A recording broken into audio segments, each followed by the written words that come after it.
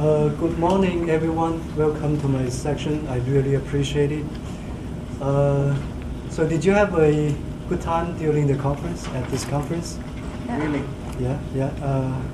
Did you enjoy your breakfast this morning? Yes. There are two things people do not eat. People never eat before breakfast. Can you guess what the two things are? There are two things people never eat before breakfast. What? Two things. We will never eat before breakfast. Lunch and supper. Exactly. Oh. Bingo. That's very smart. Lunch and dinner. Right. All right. So this study is an empirical study based on a theoretical framework that I proposed earlier. Before we go on to the PowerPoint, I would like to invite you to take a look at the handout, because the handout provides an overview of the literature of the theoretical framework I'm using for this empirical study. If you take a look at Table 1, it's a tripartite framework to interpret composition theories, pedagogies, and research. The first column to the left, those are the different composition theories and pedagogy. And then each row will be the three-part structure of each composition theories. For example, let's take a look at the first one. That's L1 composition pedagogy. And then it is comprised of three parts: the product approach, process approach, and post-process approach. Those are the things that people often talk about in the field of composition. We talk about the three different approaches.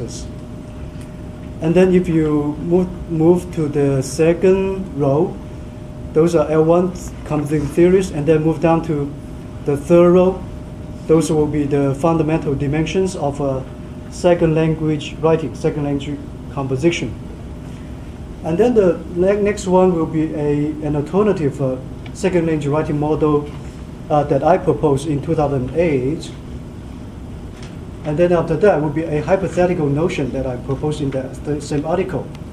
And finally, that's the composition theory proposed by a professor at New York University, Beck 2009, Sarah Beck 2009. Well, if you take a look at the columns, those are the three parts. They kind of like fall into three categories of each one of those dimensions, three dimensions. The second column focus on the textual aspect or the textual dimension of composition, and then the third column focus on the cognitive dimension of composition, and the last one focus on the contextual dimension of composition. And then Table 2 are the constituent elements within each composition theories. That's for second language writing. It's not for first language writing. It's for second language writing. I'm citing the literature in the field of second language writing to back up this framework. So the first column to the left will be different authors, different researchers. And then the second column are the product, textual dimension of composition. And then within the textual dimension, the textual aspect, you can see the constituent elements. For example, the first one, Archibald and Jeffrey, 2000.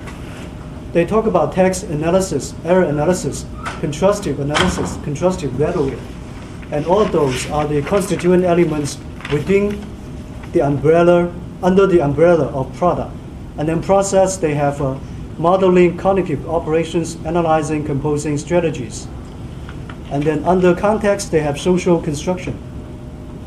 So as you can see, this is a kind of like neat and tidy three-part structure for each one of those different categorization of the major components or the major dimensions in composition. So I identified this kind of a three-part structure. I thought it might be useful for us to interpret composition theories through this lens, the three-part structure. And then table 3 is the way how I apply this theoretical model and this notion to pedagogy.